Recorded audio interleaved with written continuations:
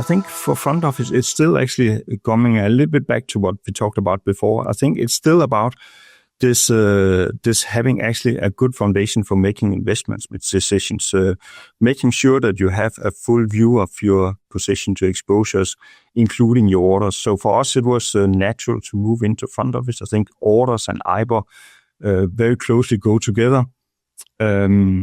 Thinking about an IBOR without orders is not really a complete IBOR. For us, it's also very much about thinking the full process for front office, from portfolio construction to risk to order management. We're putting a lot of effort into combining the strong capabilities we had with Axioma for risk and for portfolio optimization, combining that with the updated view of the IBOR of the SimCorp One platform.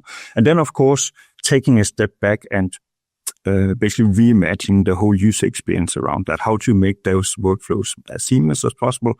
How do you embed AI into the decision-making? How do you make sure you can get fast access to information? Building triggers in to say when is the time to rebalance your portfolio? Things like that.